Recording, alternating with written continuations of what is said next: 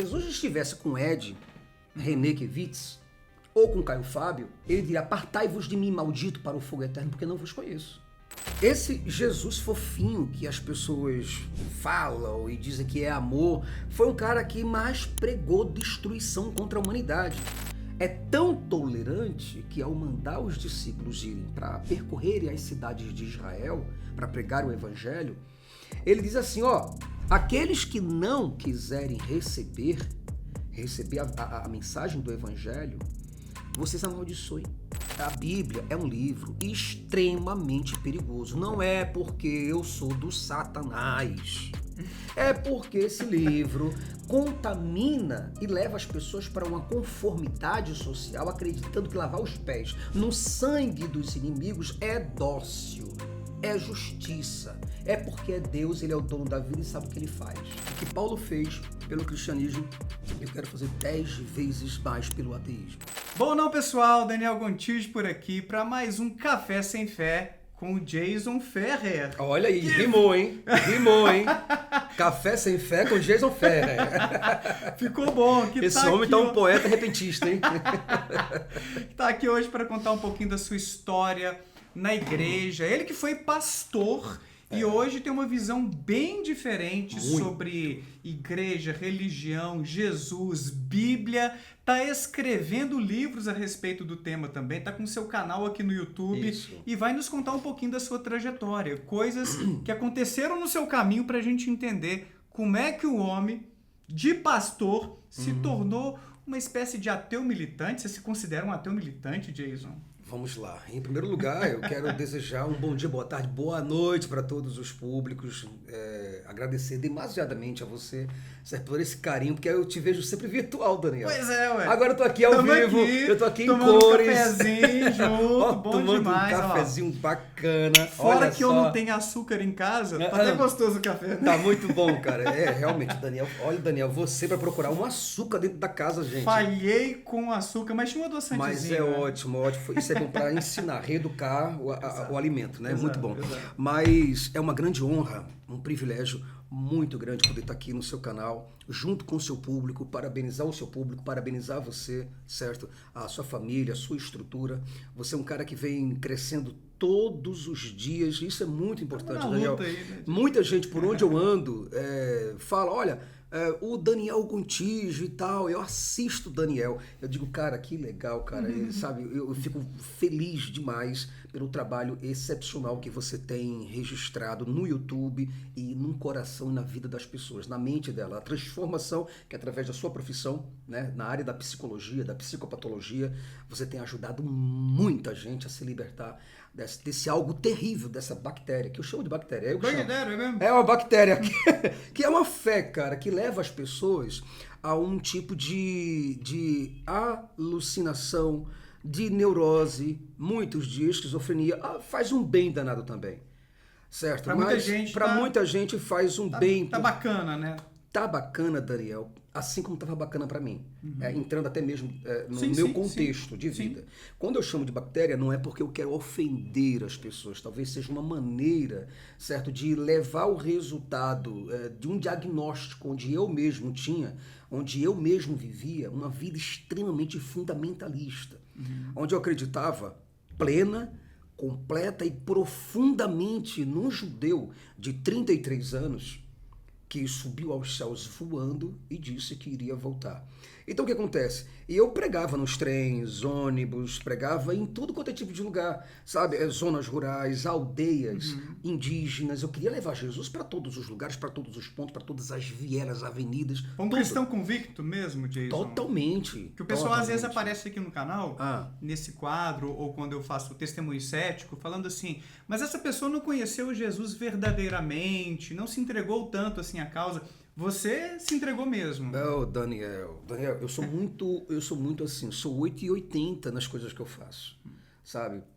Então, assim, eu como um cristão, eu era um ferrenho defensor do cristianismo, né? Inclusive combatia o ateísmo, o agnosticismo, o ceticismo, o naturalismo, o darwinismo, certo? Acreditando que as bases da minha crença eram suficientes para superabundar todas as formas de religião. Todos os deuses de A a Z eram errados, certo? E eram contextos sociais, culturais, eram fenômenos da mente das pessoas e eram deuses que realmente precisavam ser erradicados. Mas o meu Deus, os meus deuses, eu quero dizer, por quê? Porque eu tinha o Espírito Santo, eu tinha Jesus e tinha o Jeová. Você imagina que loucura. Quando eu chamo isso de loucura, eu sei que muitas pessoas dizem, mas você não deve falar dessa forma. Mas é o que a religião produz, assim como que a política produz na cabeça das pessoas, Daniel. É uma loucura, uma insanidade, onde as pessoas ficam violentas diante daquilo que elas acreditam e querem defender a unhas e dentes o que elas... Mas, então é preciso que haja um contrapeso, certo? Para mostrar para as pessoas um pouco essa realidade. Então é bom que canais como o seu, o meu e de outros amigos apareçam, certo? Para que a gente possa estar fazendo esse contrapeso. Para que as pessoas possam olhar e ver que não é só o bispo, o pastor, o apóstolo, o fulaninho, o beltraninho lá da igreja deles, entende? Que tem a razão. Ou que o livro sagrado deles é que tem essa razão completa. A moral absoluta, a ética completa e universal, a religião que contém o suprassumo da realidade cósmica. E não é verdade isso. E eu precisei muito de pessoas que me chocassem. Entende? É por isso que hoje a maneira como eu falo com os meus telespectadores é procurando chocá-los de alguma forma. A gente comentou antes de começar a gravar, né, que cada um tem a sua abordagem, o seu jeito de lidar com esses temas, suas particularidades. Isso. E somam da sua maneira, né, Jason? Você é um cara que tem mais veemência na maneira como você critica a religião, com que você traz o ateísmo, seus questionamentos e assim por diante. E isso pode repercutir de maneiras que não são tão tranquilas, pensando, por exemplo, em ameaças. Eu mesmo, apesar da minha atitude mais cordial, mais tranquila, já recebi 3 ameaças de morte. Cara, você já passou por coisas assim também, de pessoas tentando fazer uma represália, alguma coisa assim, por conta do trabalho que você faz? Ameaças virtuais, verbais e físicas. Físicas também? Também, tudo. Meu carro arranhado, gente querendo danificar o portão da minha casa, ameaças veladas na cara. Sim. Certo? Pastor que chegou na minha casa e assim, ó, bateu lá e falou, ó, você que foi lá na minha igreja e tal, aquela coisa toda, você que gravou, você que fez, aconteceu, você que anda entrevistando as pessoas pela rua, presta bem atenção que eu tenho membros da minha igreja, fiéis da minha igreja, que não estão muito contentes com você não, viu, rapaz? Não. Presta atenção. E isso falando de apenas uma divisa de um portão. Sim. E o cara gritando pro outro lado. Então, quer dizer, e ele falando que tem pessoas que da igreja dele que são ex-traficantes, gente de alta periculosidade, e que é só ele estalar o dedo para que essa pessoa possa ser usada pelo diabo de novo. Aí eu pergunto para você, o que é que ele quis dizer com isso? Eu acho que a mensagem não está tão implícita assim. Não tá. E assim, para quem sabe ler, um pingo pode ser letra, não é verdade? Caraca. Então, cara, é uma coisa terrível. Então, assim, isso me torna um pouco mais... não é que seja intolerante, sabe? Mas a minha pegada é uma pegada mais do Richard Dawkins. Sim. Entende? Sim. Então, assim, o Daniel Dennett, por exemplo, o Sam Harris, o Christopher Hitchens, pronto, eu sou mais para o Christopher Hitchens, para o Richard Dawkins, do que para os demais. Porque é essa a minha ideia que eu penso sobre como os religiosos manipulam as suas peças, manipulam as pessoas e chamam essas pessoas de ovelhas. Por exemplo, o bispo Bruno Leonardo é um exemplo disso. Eu estou citando o nome falando porque realmente é uma verdade. O camarada começa os cultos dele dizendo: onde estão as minhas ovelhas queridas? Quer dizer, chamando as pessoas de ovelhas na cara dura, Brasil. E isso é que é o impressionante. E a gente olha isso no contexto social, político, psicológico. As pessoas, quer dizer, como aquelas entidades manifestadas na Umbanda, no Candomblé, que chamam as pessoas de cavalo. Ah, tem isso também? Tem, com certeza. Então, quer dizer, o meu cavalo, fulana, que é a entidade quando se apossa de um corpo e tal. Então, quer dizer, chamam as pessoas de cavalo. Pastores chamam as pessoas de ovelhas. Por que não dignificar essas pessoas? E o cristianismo tem uma retórica, tem um discurso muito pessimista quanto à questão do ser humano. É pecador, é ruim, é por natureza já distorcido, sabe? É uma maneira assim, que precisa de uma graça invisível, de um Deus invisível, de um Jesus invisível, de uma fé, sabe? Que tem que estar num tutano certo, tem que estar dentro de um grau equiparado para poder ser atendido. É uma coisa muito assim, é uma fantasia que se coloca na cabeça das pessoas, uma propaganda, é uma publicidade, Daniel, que leva as pessoas a um terrorismo. As religiões de Abraão, de Isaac, de Jacó, como o judaísmo, o cristianismo e o islamismo, eu digo que são a febre, né? É a maior crise que nós temos, sabe? Não é o hinduísmo, por exemplo, o budismo. Você nunca me viu atacando o budismo. Não é porque aqui a gente não tem muitos Não, budistas, hinduístas? não seja por isso. Você acha que o cristianismo acaba sendo uma religião mais violenta, mais agressiva, intolerante? Saúde! Obrigado. São Paulo, gente. São Paulo é assim, tá certo? Vem pra cá você também. Vem pra São Paulo você também. Aí você vai ver como é que são as coisas. Então é frio, calor de uma hora para outra. O clima muda. O clima aqui é um pouco instável. Mas tá tudo bem. Mas você enxerga que o cristianismo acaba disseminando mais comportamentos antissociais, mais intolerância do que essas outras religiões, Jason? Não é porque a gente está aqui no Brasil e aí a gente fica sabendo mais de alguns casos, algumas coisas absurdas por aqui, tipo um viés nosso pela localização. O problema da religião judaico-cristã islâmico chama-se Moisés. Um grandioso terrorista que quis levar ferro e fogo sua religião pelo mundo. Então, assim, ele tinha um grupo tribal, nômade, que percorria todo aquele Oriente Próximo, e ele levava ferro e fogo para as pessoas, né? Então, inclusive, atos de intolerância, manipulação, né? Então, quer dizer, Moisés é o grande responsável por toda essa barbaridade que ocorre na cabeça de pessoas, inclusive pessoas como Jesus, um outro grande fundamentalista. Mas quando a gente fala de Moisés como a grande chave hermenêutica para que nós possamos entender esse Deus Javé, o Deus revelado por ele, né? O Deus que ele disse que conversava, o Deus que ele ia para um monte secreto para poder conversar com um Deus secreto e as pessoas não podiam acompanhá-lo. E outra, Daniel, quem tocasse, tocar, no monte era executado.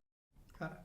A Bíblia diz isso. Lembro alguma coisa sobre ver Deus, assim, ninguém resistiria e morreria. No monte também, então. No monte, o Monte Horebe que ele subia, o chamado Monte Sinai também, ele proibia terminantemente que as pessoas o acompanhassem. E para estender um pouco mais esse perímetro de proteção, ele dizia que quem tocasse no monte deveria ser executado. Certo? E isso é bíblico. Então, quer dizer, era um cara manipulador, Daniel. Uma peça-chave, um cara de um olho só numa terra de cego. Você entende? Que guiavam pessoas analfabetas, pessoas selvagens, por não ter uma educação boa, certo? Um Deus que nunca voltou para ensinar matemática para as pessoas, ensinar biologia, um Deus para ensinar geografia para as pessoas. Tanto é que eles ficaram 40 anos no deserto. Né? Então, quer dizer, um Deus que deixou pessoas 40 anos para percorrer algo que seria 18 horas. Você acha que Moisés enganou de propósito? As pessoas fingiu que recebeu uma mensagem de Deus? A narrativa, não que eu acredite que Moisés seja um personagem. É muito discutido. Se ele existiu de fato, Se ele existiu de fato. Mas o que é que eu faço? Eu não vou questionar isso. Eu vou questionar a narrativa, a história, a estrutura. E pela estrutura, o que os escribas hebreus desenvolveram acerca desse personagem, ele é um personagem terrível, entende? Um terrorista de primeira mão, muito, muito pior que Osama Bin Laden, que personagens como Adolfo Hitler, certo? E tantos outros por aí, totalitaristas e fundamentalistas. Então, o que eu estou falando para você é que a chave de tudo que você hoje combate, tudo que você hoje faz está em Moisés. Porque um cara que mandava invadir templos religiosos, está na Bíblia, tá certo? Estou falando de algo que é bíblico. Ele mandava... Não, isso eu vou chegar no assassinato ainda. Mas mandava destruir imagens de esculturas de pessoas. Algo bem semelhante quando você vê islâmicos vandalizando. Não estou falando todos os islâmicos. Tem pessoas muito boas, mas eu estou falando... mais radicais. Radicais e fundamentalistas que seguem o Corão literalmente. Certo? Então o que ocorre?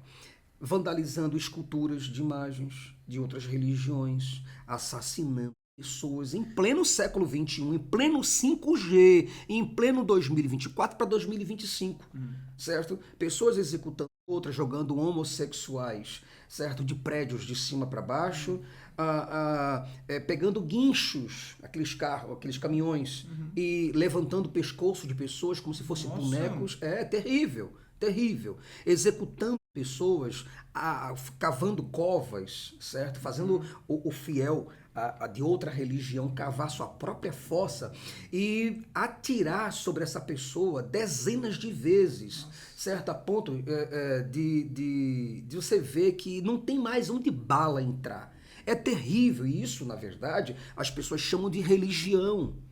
Você entende? Então, quer dizer, quando as pessoas me veem falando de maneira veemente, categórica, dizendo é uma bactéria e precisa ser curado, isso precisa ser destruído isso da mente das pessoas, é porque eu vejo para onde vai o viés. É como se você estivesse olhando de longe um carro trafegando. Você entende? E por ruas onde você mais ou menos sabe por onde que ele vai. Então, tem mais ou menos uma ideia sociológica e psicológica onde vai parar isso se não tiver um freio. Se nós não tivermos condições de mostrar para as pessoas, para que elas mesmas, Daniel, possam se despertar e dizer, epa, pera, eu estou louvando, exaltando a um Deus de um terrorista. É como você, cristão, está fazendo rezas para Alá, que ajudou Osama Bin Laden a destruir as Torres Gêmeas. Ele partiu de narrativas... Ele totalmente. Alá, o misericordioso, irá destruir os Estados Unidos. Tá? É bom que o YouTube entenda que eu não estou fazendo discurso a favor disso. A favor disso, tá bom? É bom lembrar disso. Então o que acontece? Apenas relatando o fato. Que o robozinho do YouTube é uma danada. Exato. Mas assim, Jason, você não acha que essas coisas terríveis que você está descrevendo, que a gente encontra na Bíblia ali, certo, genocídio, por exemplo, ou então esses atos como o de 11 de setembro, não são mais exceção do que regra? Não é algo, principalmente hoje, que parte de grupos mais fundamentalistas, extremistas, e que os cristãos em geral são pessoas do bem, de boa? Você não vê que é exceção? Não. Por qual motivo, Daniel? Por causa do livro. Eles têm um livro de regra, comportamento.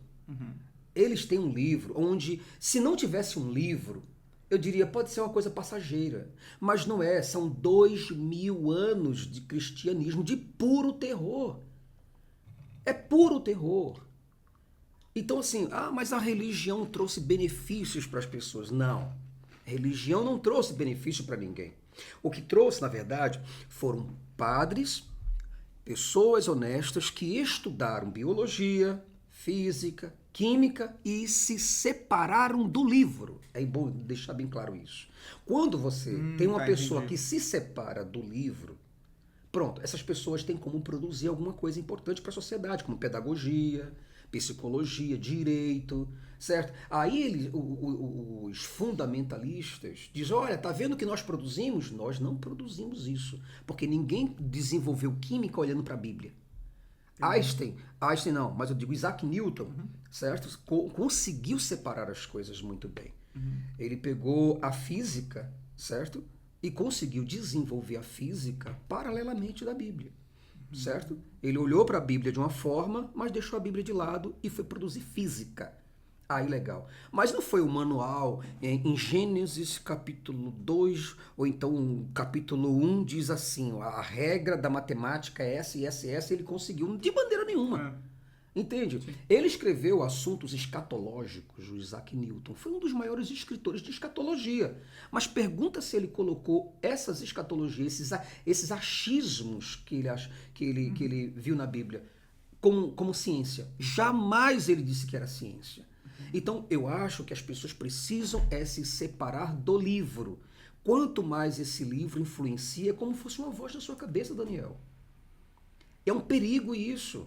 Não dá pra gente, por exemplo, fazer um recorte dos trechos mais benevolentes, das passagens de Jesus, por exemplo, para inspirar o comportamento altruísta, amoroso. Eu estou problematizando, não, tá, eu quero que você problematize, realmente. Porque eu concordo com você que existem muitas passagens problemáticas na Bíblia. Sim, tem. Que motivaram pessoas a fazerem coisas terríveis, até mesmo legitimar a escravidão, porque ali Deus ensina seu profeta sobre como tratar o seu escravo. Olha isso. Ele aí. não está dizendo assim, olha que coisa não escravizarás, está dizendo, olha, trate assim o seu escravo. Né? Então, assim, com certeza tem coisas péssimas ali, homofóbicas também, totalmente. Machistas, várias coisas terríveis.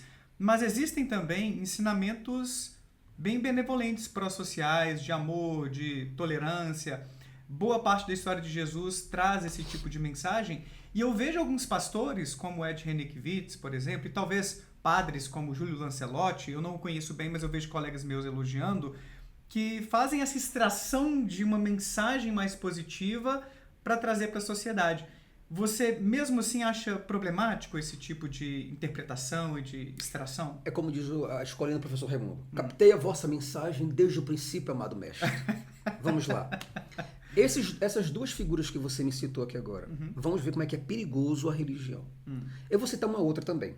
Tá? Eu vou citar uma pessoa que você citou recentemente nos seus vídeos. O pastor... Caio Fábio. Caio Fábio.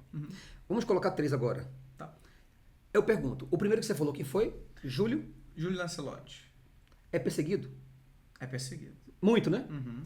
Segundo, o René... Ed Renekiewicz. Foi até expulso da ordem dos pastores. Olha que lindo. Coisa assim. Foi expulso. O outro, Caio Fábio. Tem alguém que aceita o Caio Fábio? Eita, muitos cristãos. Aí, então você está também. entendendo que está respondido? Já está respondido. Entendi. Essas pessoas que se distanciam do livro, que procura se distanciar de alguma forma e pegar apenas as partes fofas, elas entram em contradição com o livro. Entrou em contradição é mexer no enxame das abelhas. Elas vão atacar esse cara. E é um ataque atrás do outro. Esse cara perdeu a saúde, o Caio Fábio. Certo? Perdeu a saúde mesmo. Esse cara foi abandonado. Esse cara foi excluído dos grupos fundamentalistas do qual ele não quis mais participar. Esse cara poderia estar podre de rico se ele fosse um enganador.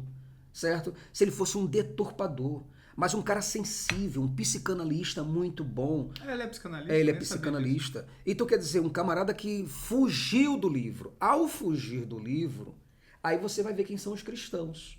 Aí eu pergunto, quem é que ataca o Caio Fábio? São os ateus que atacam? Não é. Entende? Quem ataca são os próprios que o tinha no meio quando ele era um grandiosíssimo pregador. Caio Fábio foi um dos mais brilhantes pregadores que o Brasil produziu. Entende?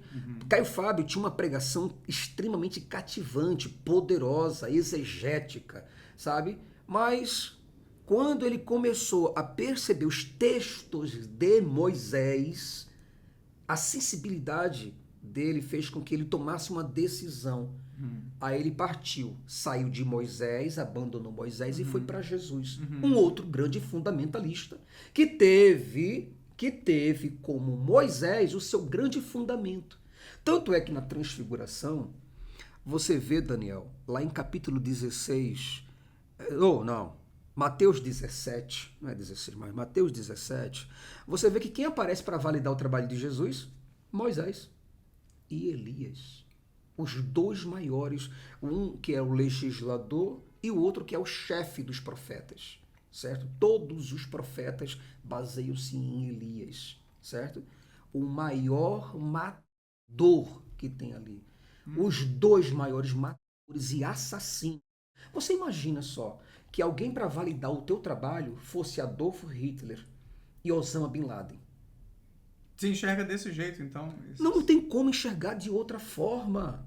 Daniel, não tem como você entrar numa câmara de gás e você respirar uma outra coisa, Daniel. Você acha, então, que mesmo quando os cristãos estão se concentrando na mensagem de Jesus, nos ensinamentos dele, vai vir totalmente um lastro de coisas problemáticas encontradas, por exemplo, na Bíblia hebraica, em Moisés. Vamos lá. Jesus resgatou Moisés. Quem valida o trabalho desse fundamentalista chamado Jesus, certo? É o próprio Moisés. Quem aparece, o narrador ali, coloca, cara, quem é que eu vou colocar para aparecer para Jesus, o personagem principal do Novo Testamento? As duas maiores figuras, Moisés e Elias. É o autor que faz isso. É o autor que vamos dizer assim, que repagina, reinterpreta o Antigo Testamento dentro de uma visão cristã e traz os dois maiores assassinos do Antigo Testamento. Os dois maiores mandantes de grandes crimes contra a humanidade. E esse cara agora, o Jesus, como é que ele se coloca diante do mundo? Eu sou um dos caminhos para chegar a Deus? Eu sou uma das verdades?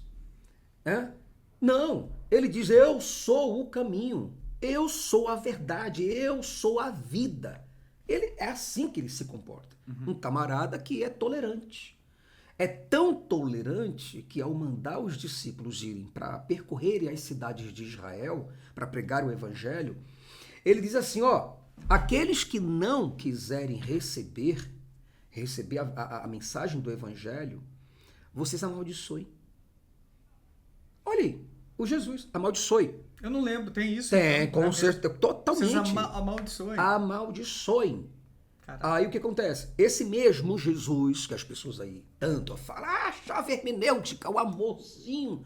Não é. Ele falou para as pessoas que não quiseram aceitar a sua mensagem. Ele disse, olha, terá mais consolo e mais oportunidade para Sodoma e Gomorra do que para vocês. Vocês vão queimar no fogo do inferno. Jesus, isso é muito interessante porque existe essa imagem de Jesus como esse ser humano perfeitamente bom, ou a própria divindade entre nós, perfeita, que não teria tido nenhum deslize moral, nenhum comportamento problemático. E aí você está mencionando coisas que abrem margem para isso, né? Eu me lembro, inclusive, do Bart Ehrman, que eu acho que você leu também alguns livros dele, né? Sim. Tem livros aí embaixo do Bart Ehrman, tem um livro do Jason, aí, que daqui a pouquinho a gente vai falar a respeito dele com calma, para quem quiser ler a respeito desses temas numa perspectiva mais crítica, beleza? E o Bart Ehrman traz alguns exemplos disso, desde a figueira que ele amaldiçoou porque não tinha um figo que ele queria. Acho que a situação do templo ele menciona também, que ele, enfim, faz uma bagunça ali, a revolta dele, né, com a galera ali. E também uma situação em que ele faz uma cura e tá meio impaciente na hora de fazer essa cura, assim, e trata a pessoa de uma forma que não foi tão cordial, tão benevolente assim.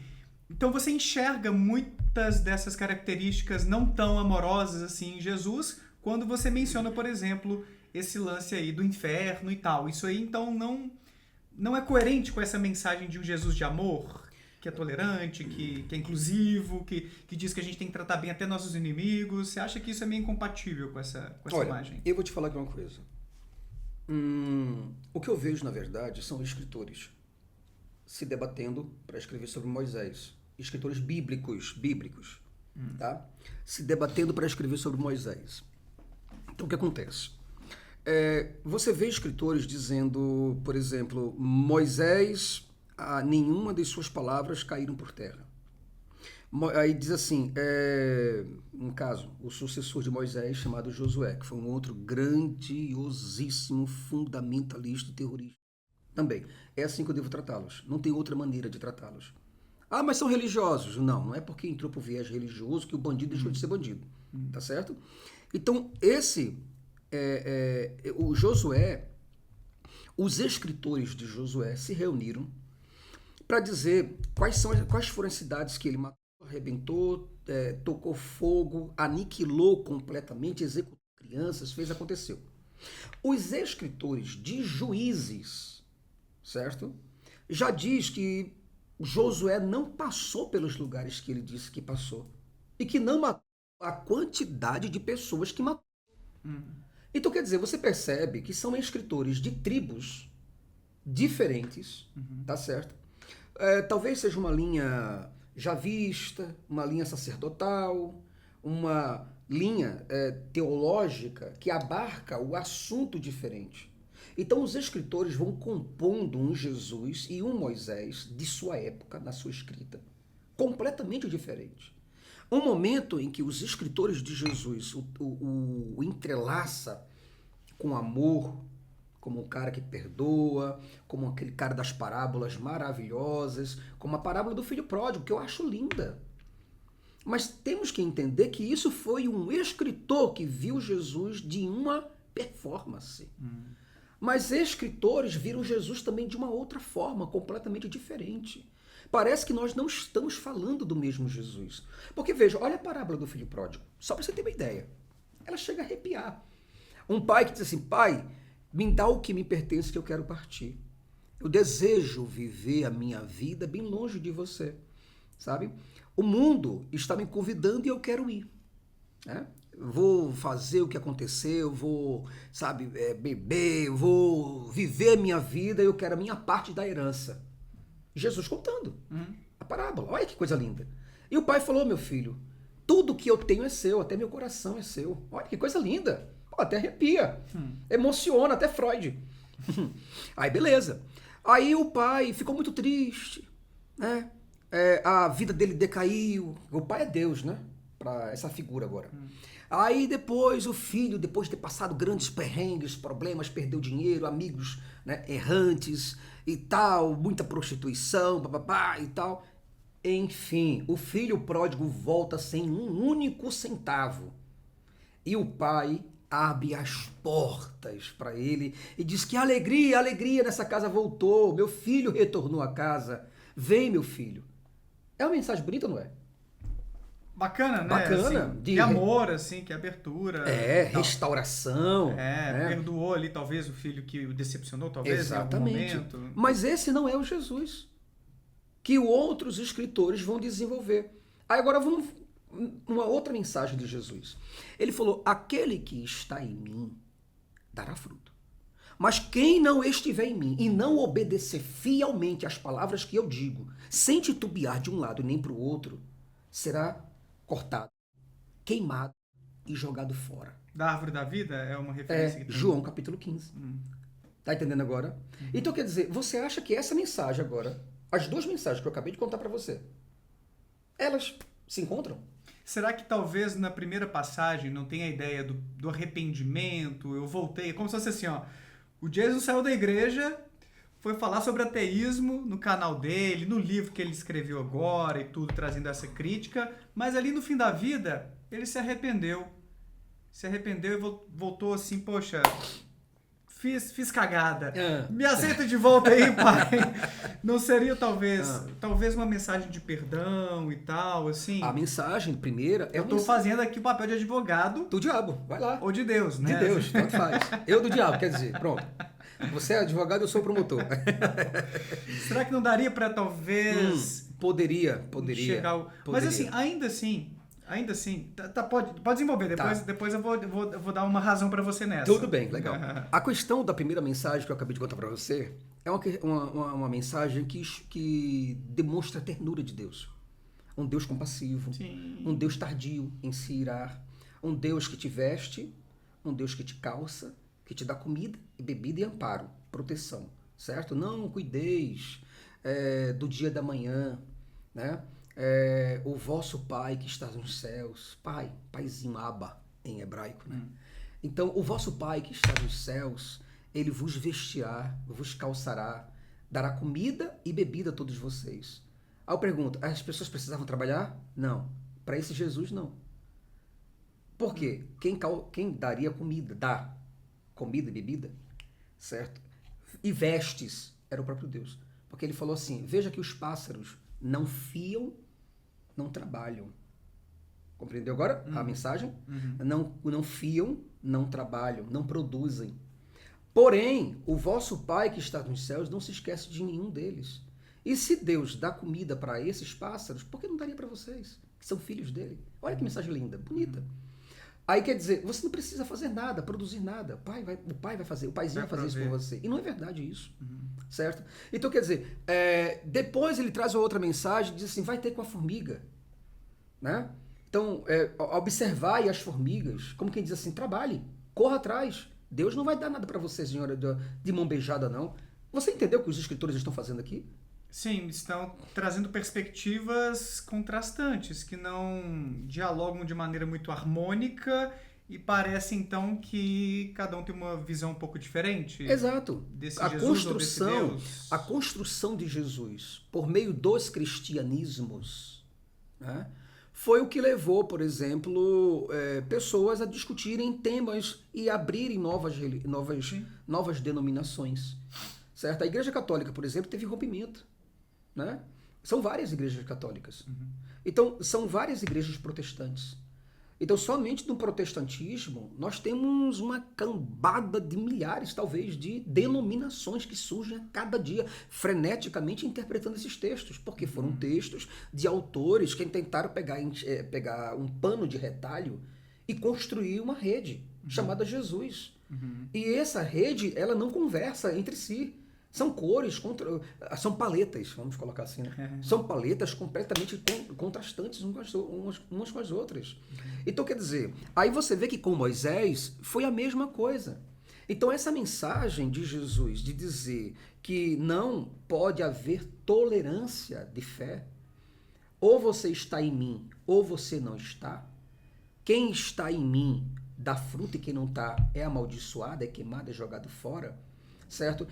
Eu sou um único caminho, só isso daí quebra tudo. Quebra as outras formas de cultura.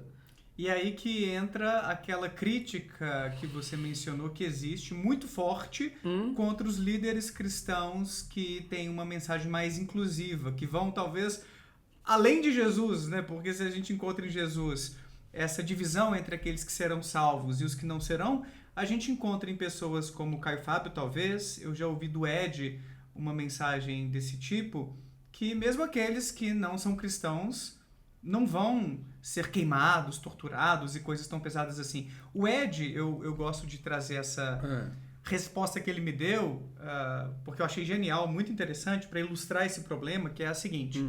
Eu perguntei a ele, Ed, você acha que os ateus vão pro inferno? Aí eu até brinquei assim, pode ser sincero, não vou ficar chateado não. Aí ele respondeu assim, Daniel, imagina que um pai, para castigar um filho que aprontou, botasse esse filho no forno, sem hora para sair, um forno quente. O que você pensaria desse pai? Eu disse a ele, para mim seria um monstro, não é nenhum ser humano. E aí ele disse, é nesse Deus que muitos cristãos acreditam. Então ele não falou com todas as palavras de maneira explícita, mas o que ele tentou dizer é, cara, Deus não vai fazer isso, não vai fazer com que as pessoas queimem eternamente, sofram, ranjam os dentes e assim por diante. Então eu vejo uma tentativa de muitos líderes cristãos que têm esse coração mais benevolente, talvez, de extrair uma mensagem muito mais inclusiva e positiva do Evangelho do que essa visão que talvez o próprio Jesus trace ali, né?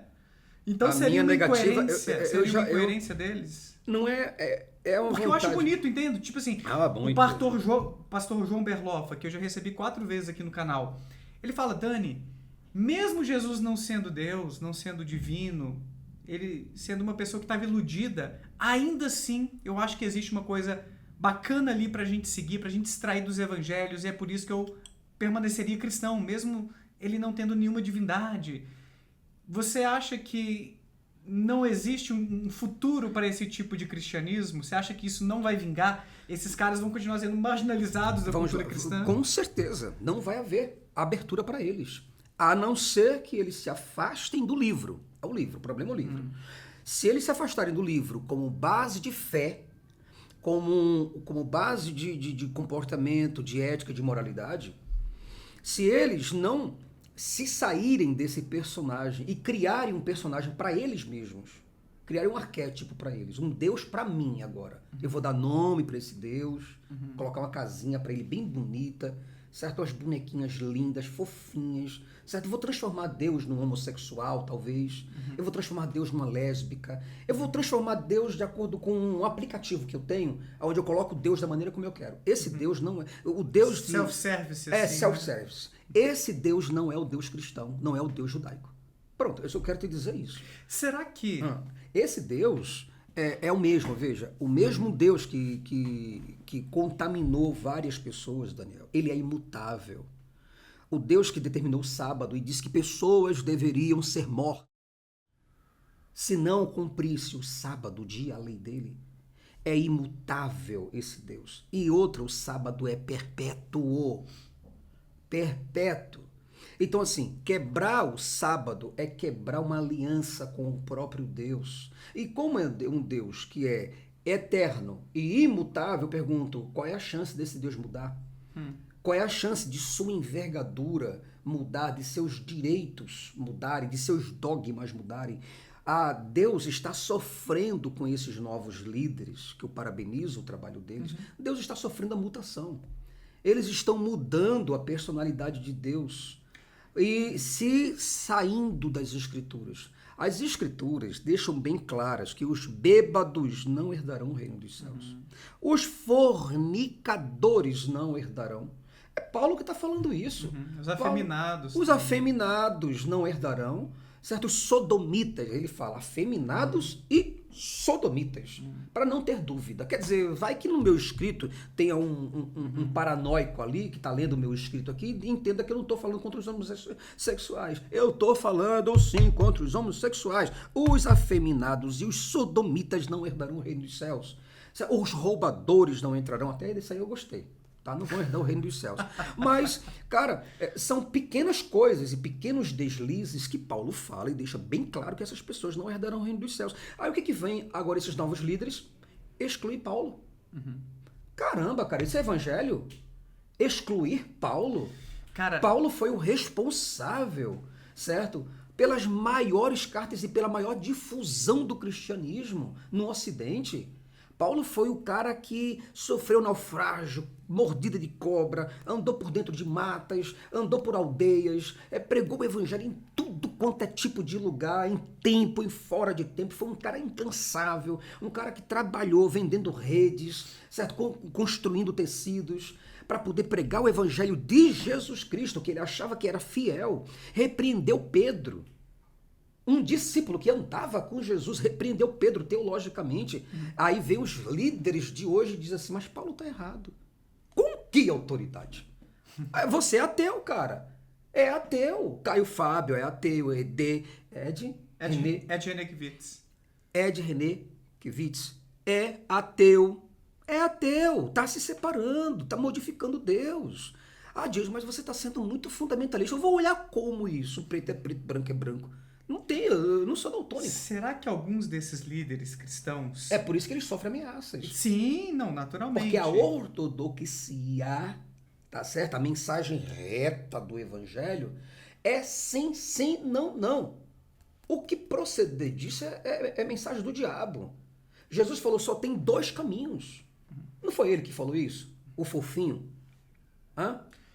O que eu pensei agora aqui é que talvez esses líderes cristãos tenham um conhecimento que a gente tem também de que a Bíblia foi, digamos, seus textos selecionados, então teve todo um crivo humano, político também, como no livro Como Jesus se Tornou Deus, o Bart Ehrman comenta. Textos que foram deixados de fora, que tem um valor histórico também, os historiadores levam tanto a sério os textos canonizados quanto os apócrifos, aqueles que foram deixados de lado. Será que eles não têm um conhecimento que a Bíblia foi adulterada nos primeiros séculos, principalmente, e que, portanto, não é tudo ali que foi inspirado por Deus? Tem muito dedo humano, tem muita contradição, tem muito problema, mas ainda assim existe uma mensagem central, essencial, que dá pra gente extrair daqui, que é o amor de Jesus. Entende que talvez eles tenham uma percepção parecida com a nossa, de que tem construção humana ali pura, mas tem talvez um pinguinho essencial mas vai da divindade. Eles vão ter que excluir Jesus, então. Eles vão ter que ter um cristianismo deles, para eles, sem Jesus. Porque Jesus não participa dessa ladainha deles, não. Jesus, não. Se Jesus estivesse com Ed Renekiewicz ou com Caio Fábio, ele diria: apartai-vos de mim, maldito, para o fogo eterno, porque não vos conheço.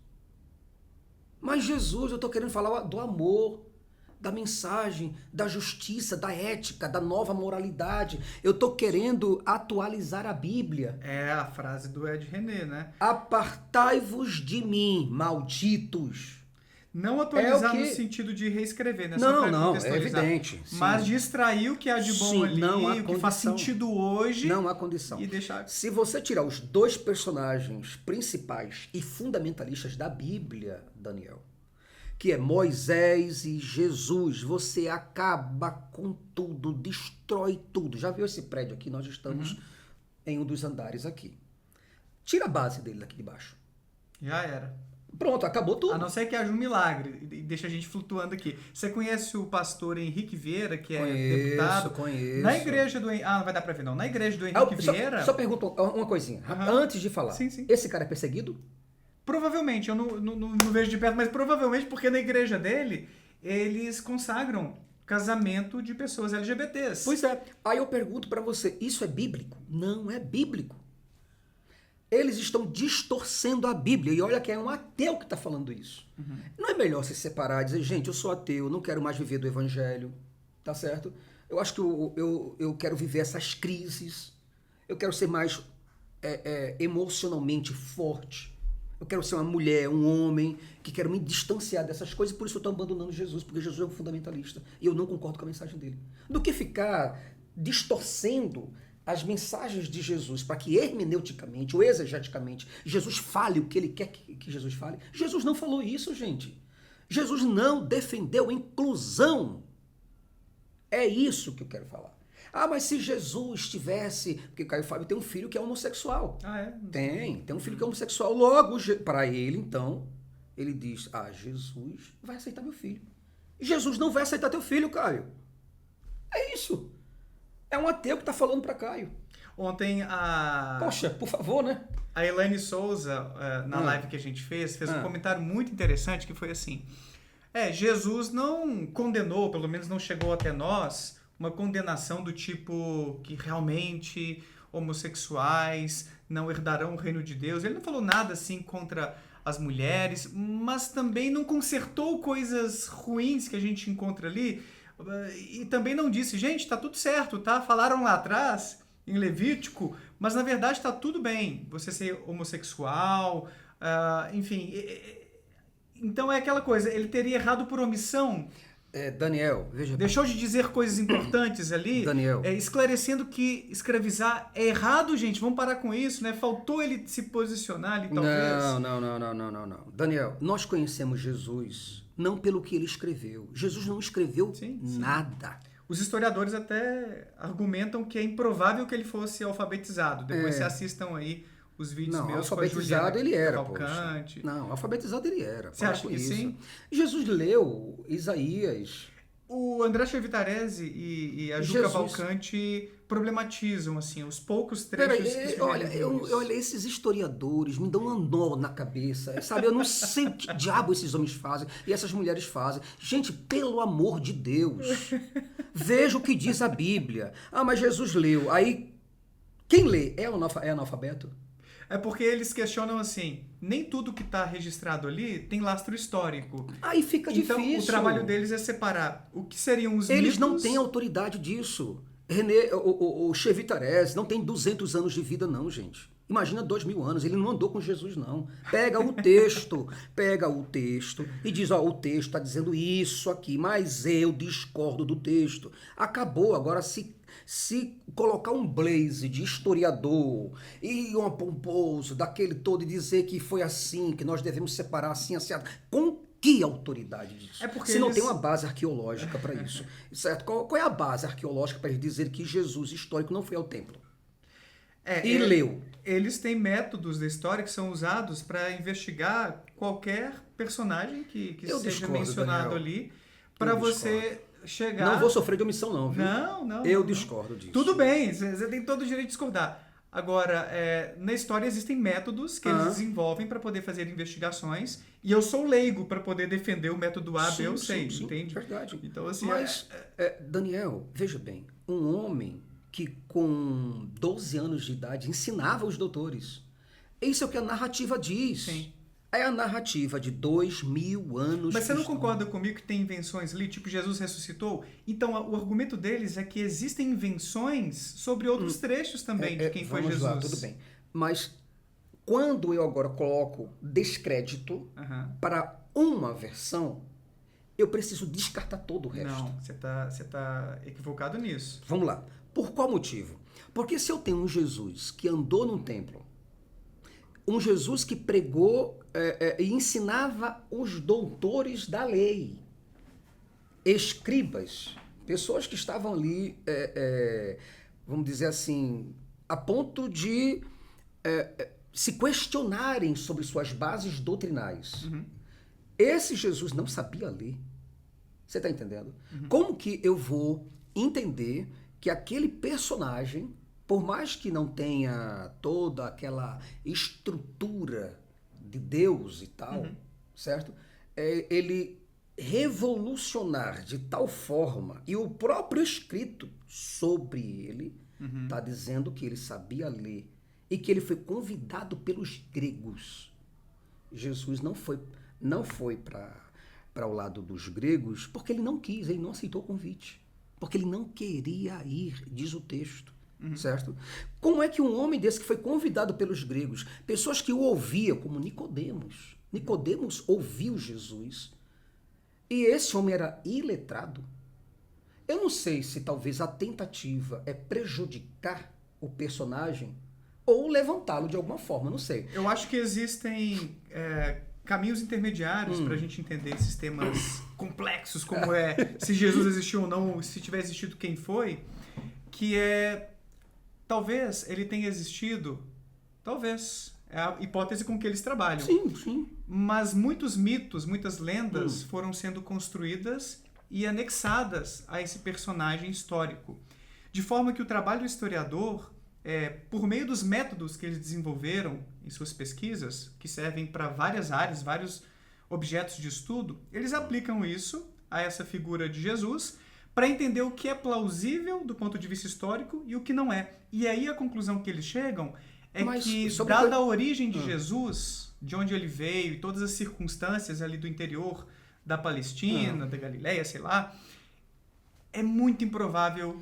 que ele tivesse sido letrado. Não. Mas eles não têm certeza disso, não tem provas cabais, conclusivas, não tem. Então é coisa da cabeça deles mesmo. É uma hipótese que eles consideram mais plausível do que a de Jesus. É como dizer que todo favelado é ladrão.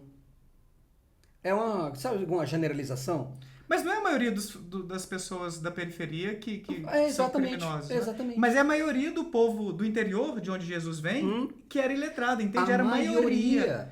Era muito improvável. Mesmo nas cidades, a porcentagem era tipo 1%, 2%. Mesmo nas cidades, nas grandes cidades, a minoria era alfabetizada. Então, pensado... Eu tô só trazendo isso assim, eu não sou historiador. Eu aprendi com esses colegas da história. Eu também não sou historiador. Mas o que eu estou colocando é o meu contraponto também. Claro. Eu não sou historiador, mas eu sou teólogo. E dentro da própria estrutura da teologia, ela não abre margem para um Jesus analfabeto. Aí a história pode desenvolver os seus métodos acadêmicos para dizer que daquela porcentagem toda Jesus foi o escolhido por eles, tá certo?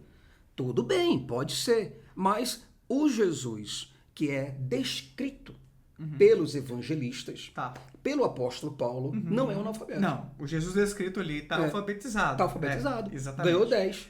Agora, é evidente que se eles querem trabalhar dessa forma, é um método que eles estão desenvolvendo mesmo sem a menor prova. É puro achismo ou preconceito. Só para dar mais um exemplo, na perspectiva dos historiadores, é muito improvável que Jesus acreditasse ser Deus. Isso seria uma construção tardia também. Uma construção tardia, né? De Jesus como o próprio Deus encarnado entre nós. E ali no século IV houve o Concílio de Nicéia para haver uma votação.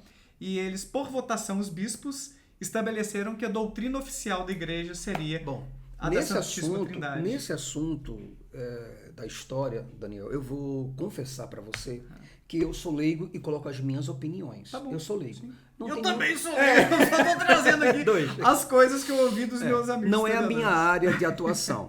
Né? A minha área é a teologia, né? Junto com a filosofia.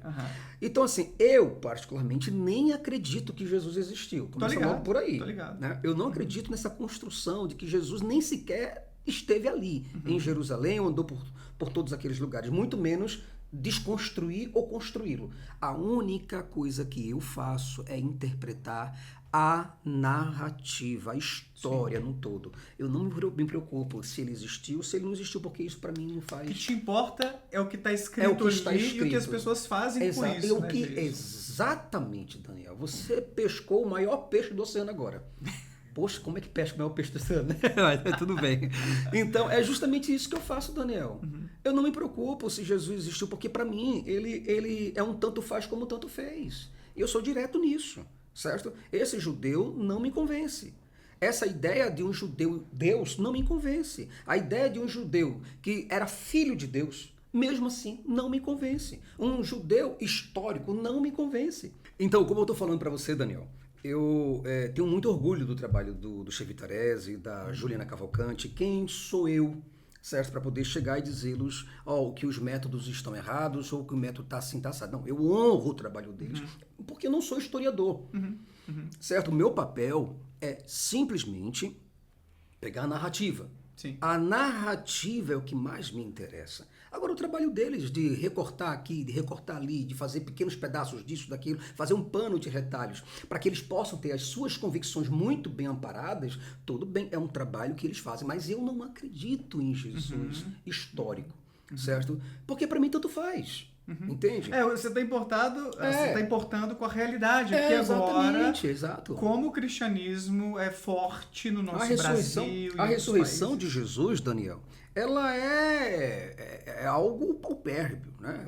É uma estrutura de visão que é impossível de acontecer. Mas eu quebro a ressurreição de Jesus com a ressurreição dos mortos, que houve no momento que Jesus estava sendo crucifixado, né? E ele falou: Pai, nas tuas mãos eu entrego o meu espírito. E então o véu do templo se rasgou. Isso é narrativa, tá?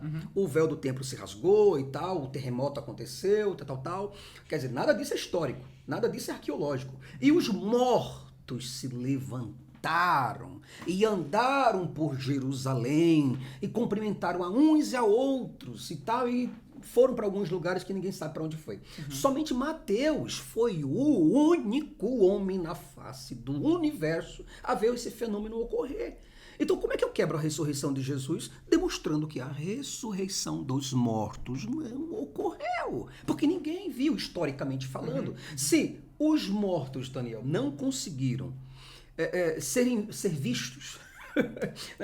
Escribas, poetas, os essênios, saduceus, os fariseus, os herodianos, os grandes políticos, poetas, filósofos, teólogos de outras religiões, andarilhos, visitantes, certo? Ninguém conseguiu ver esses mortos. Os sacerdotes que estavam ali, ninguém, os levitas, as autoridades romanas, ninguém viu. Aí, quer dizer, se um fato desse que é muito, muito, muito maior, que a ressurreição de Jesus, que é um fato isolado, que aconteceu somente para os seus discípulos.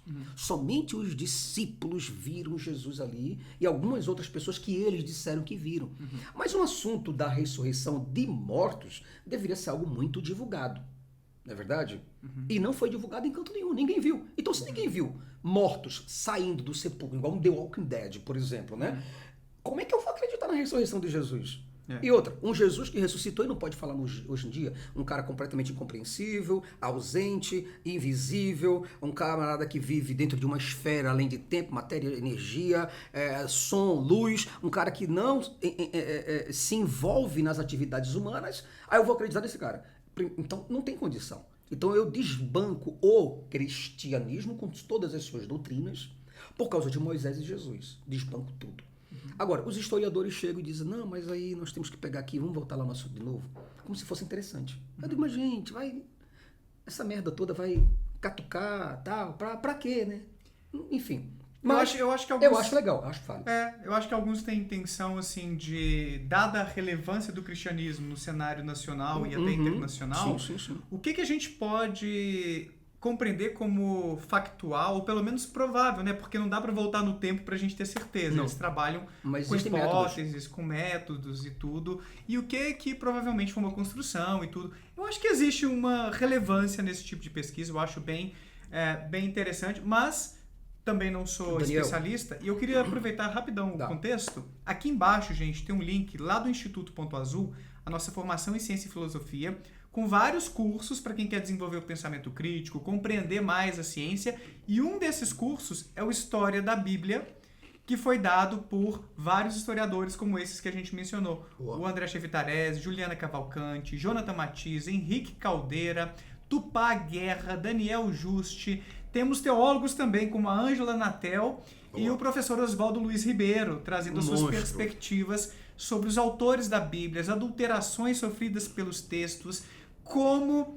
no final das contas, foi desenvolvido esse compêndio que acaba direcionando tantas pessoas por aí. Tem um link aqui embaixo, torne-se membro lá do IPACEF para você acessar todos os cursos. O clube, aliás, a assinatura também contempla esse curso que é História da Bíblia e um curso novo que vai começar na semana que vem, dia 12 de abril. Sobre a natureza humana? Sobre as origens da humanidade. Então, se vocês... Esse daí você me inclui, por favor. Vou te incluir lá. Quem somos, de onde viemos, para onde vamos. Como a ciência responde isso? Olha que legal. Ó, Daniel, se tu não me incluir nesse negócio... Não, vou te dar lá, que eu costumo, quem eu entrevisto, conceder um presente, uma inscrição lá no IPA.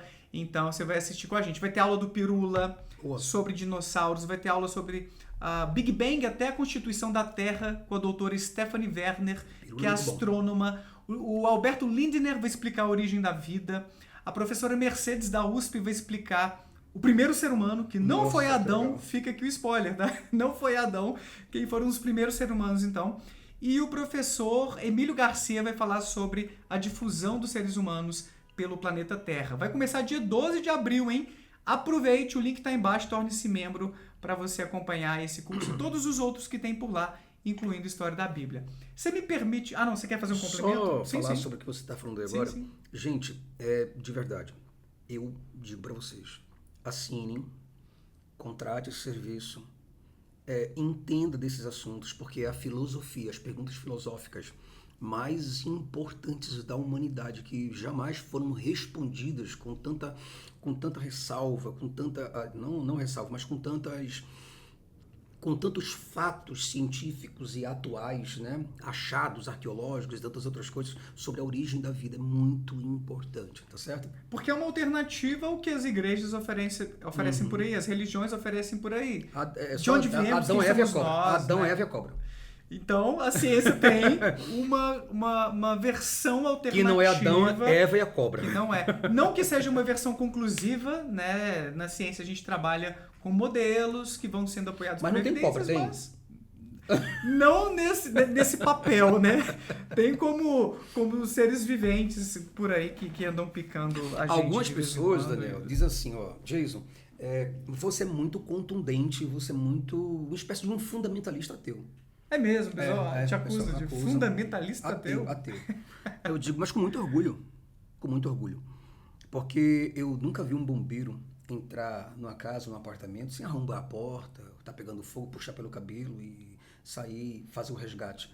Entendeu? Eu me vejo nessa missão de ajudar pessoas, certo? A desevangelizar. Certo? Seu papel é de desevangelização. Exatamente. Despregação. O que Paulo fez pelo cristianismo, eu quero fazer 10 vezes mais pelo ateísmo. porque eu acredito que é uma forma um estilo de vida muito melhor para que pessoas possam ser libertas, como por exemplo, a moça que você entrevistou, né? A Elaine. E muitas outras Elaines possam ser libertas desse peso, dessa amarra, dessa mordaça, dessas algemas que essas religiões impõem sobre as pessoas, que elas possam ser mais críticas. Então, para isso, o meu papel ele é fundamental, ainda que fundamentalista, como algumas pessoas dizem. Né? Mas você não, é só uma retórica, tá? É minha oratória, é o meu jeito de ser, eu sou explosivo nesse sentido, porque eu já sofri demais, entendeu? Eu já sofri demais, Daniel. Mas dentro da igreja? Dentro da igreja eu sofreu? sofri demais. A gente ia entrar nesse assunto e não entramos. Então, assim, eu passei por situações de medo, de angústia, sabe? De perturbações, de crise, de choro, sabe? De lamento mesmo, sabe? Que eu pensei que eu ia morrer, sabe? Sim. Tudo isso por causa da miséria, da crença que estava na minha cabeça. E agora, eu me separando desse livro, do livro sangrento, que chamam de livro de Bíblia Sagrada, foi um problema para mim. Você entende? A separação foi um problema? A separação foi um grandiosíssimo porque algumas problema. pessoas dizem, como a própria Elaine, que foi um alívio. Não, eu digo que foi um grande problema, porque talvez muitas pessoas não se aprofundaram nele. Certo? Talvez foram crentes que estavam na igreja, normal. Mas eu fui pastor, cara. Você entende? Sim. Eu tive isso nas minhas veias. Sim. Você entende? Sim. Então, assim, é como você tomar uma cicuta. Veneno. Exato. E isso entrar se enraizar. Como é que você faz para se desintoxicar disso daí? Entende? O cristianismo, para mim, foi uma tatuagem muito profunda, que depois de velho, muito velho, eu tentei tirar essa tatuagem, entende? Tentei tomar alguma coisa para me desintoxicar. Então, assim, eu sofri demais, porque imagina o que é tirar uma tatuagem. Algumas pessoas dizem, é fácil, vai lá no laser lá e tira. Vai lá e tenta tirar. Então, a religião é uma espécie de uma tatuagem que, sabe, é igual aquela coisinha que tem quando a gente Sim, nasce. a cicatriz. A cicatrizinha, pronto. Ela deixa uma cicatriz em você. Sim. Entende? Então, hoje, muitas pessoas ainda me acusam, dizendo, olha aí, ele ainda tem voz de pastor, ele tem jeito de pastor, ele se veste como pastor, sabe? Porque eu ainda tenho essas características, porque eu fui criado nisso. Isso eu ia te perguntar, vem então da criação que você recebeu, Totalmente. Do treinamento como pastor que você recebeu na igreja. Hoje eu pego tudo isso e faço uma espécie de teologia reversa. Né? Tanto é que o nome do meu canal era Teologia Reversa. Mas depois eu passei num borracheiro para consertar o pneu, aí eu falei do meu canal, aí o borracheiro olhou para mim e disse, você tem canal? Eu falei, tenho, sim senhor. Aí qual é o nome do seu canal? Eu falei, Teologia Reversa.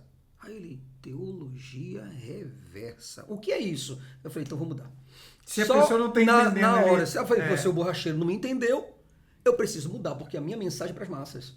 E aí foi para além da fé. Aí eu falei, aí eu vou para além da fé. Aí quando eu voltei, falei, olha, tem um canal no YouTube, qual é o nome do canal? Eu falei, aí o cara, qual é o nome do canal? Eu, Além da Fé. Ele, opa, glória a Deus, aleluia, que bom, como é que eu faço para me inscrever? Eu falei, tá aí o nome do canal. É o nome do canal. Então acaba que esse nome não entrega a sua missão de cara, e pode ser que algumas pessoas se inscrevam lá. O meu canal, o nome dele era Fala Ateu. Eu lembro. Tu lembra? Eu acho que eu lembro. Pois cara. Pois é, quando você tinha 25 mil, 24 mil cacetada, você fez uma entrevista comigo, Sim. que eu tinha uns 3 mil mais ou menos, sabe? Aí você me pegou e tal, fez uma entrevista bacana, o que me ajudou muito também, né? Nossa, eu ganhei inscritos pra caramba. Legal. Legal, né? Legal. Aí o que acontece? Então, era Fala Teu. E depois, quando eu fiz uns panfletozinhos para desenvolver, né? Você fez panfleto para... É mesmo? Para divulgar o canal? Eu ajo igual a igreja age. Eu ajo do mesmo jeito. Olha só que a reversa. Sim. Então eu uso os mesmos métodos. Eu sou um pastor hoje, mas do ateísmo. Entendi. Você entende? Então é isso que eu faço. Aí o que acontece? Quando eu dei o meu panfleto para uma mulher, olha, um panfletozinho pequenininho assim, aqui assim, cara, pequenininho mesmo, sabe? Olha, ela rasgou o meu panfleto olhando para mim com uma cara de Fred Krueger ou de, sabe? Aí o que acontece, cara? Aí eu percebi que o Fala Teu Não era legal. Entendi. Daquele dia por diante, eu comecei a pensar. Entrou Teologia Reversas e outros nomes por aí, né? E aí eu falei, não, vai ser Além da Fé. Quando eu recebi um abraço, meu filho, que bom, graças a Deus. Falar de Deus é bom, né, meu filho? E eu falo de Deus, realmente. Eu falei, é verdade, vovó, verdade. Muito bom, né? Entre lá. Entrem lá, gente, o link tá aí embaixo, se vocês não estão inscritos no canal do Jason, Além da Fé, para vocês conhecerem o trabalho dele, que tem uma pegada diferente da que eu tenho aqui no canal, mas que complementa, porque o Jason vai às ruas conversar com as pessoas de fé, vai a igrejas, então ele é um homem corajoso. E agora tá com esse livro aí, né? Comenta sobre o seu livro, cara, pessoal. Exatamente, cara. Esse aqui, por exemplo, foi um trabalho que eu procurei desenvolver com uma estrutura teológica muito forte. Biblicamente falando, um livro que realmente é muito libertador, porque demonstra realmente, até para os que são os historiadores, mostra que Jesus mentiu drasticamente. Por que Jesus mentiu sobre sua segunda vinda? É uma crítica contundente à escatologia cristã. São 24 capítulos, 460 páginas, onde eu vou, de maneira escatológica, desenvolver todo um pensamento de 2000 anos para cá, mas de uma maneira muito lúdica, sabe? De uma maneira muito didática, pedagógica, forte e bem argumentativa, para mostrar que esse personagem, esse judeu fofinho, maravilhoso, foi um baita de um mentiroso. Ele mentiu no sentido de ter prometido que voltaria? Exatamente. É nesse sentido, exatamente. A trama. Ele falou que ia destruir todo mundo, né? O bonzinho. Ele falou que ia matar mulheres. Ele disse isso, não fui eu que estou dizendo, não. Ele falou, ai das grávidas naquele dia, que serão despedaçadas ao meio. Caraca, tá desse jeito lá ou mais ou menos assim? Não, tá desse jeito. Ai das grávidas, porque elas serão despedaçadas ao meio. Caraca. Os homens cairão ao fio da espada. Olha a maneira como ele está falando fofinho. Jerusalém será pisada, destruída, não ficará pedra sobre pedra, que não seja derrubado. E o meu Pai, que está no céu, bonzão, o Pai do filho pródigo, ele mandará raios, ele fará com que as estrelas caiam na cabeça dos homens. Olha a perspectiva de Jesus. É por isso que muitas pessoas acabam simbolizando ou configurando, até mesmo distorcendo ou trazendo analogia sobre o que Jesus falava, mas ele falava de maneira literal. Estrelas caindo.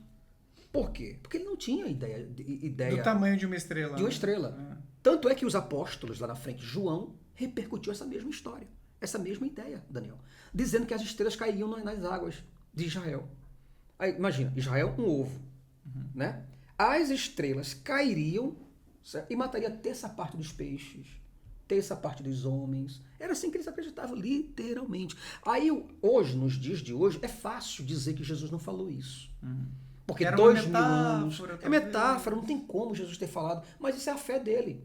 Não é a fé de Jesus. Acho que foi Jesus mesmo que afirmou que o grão de mostarda era o menor do mundo.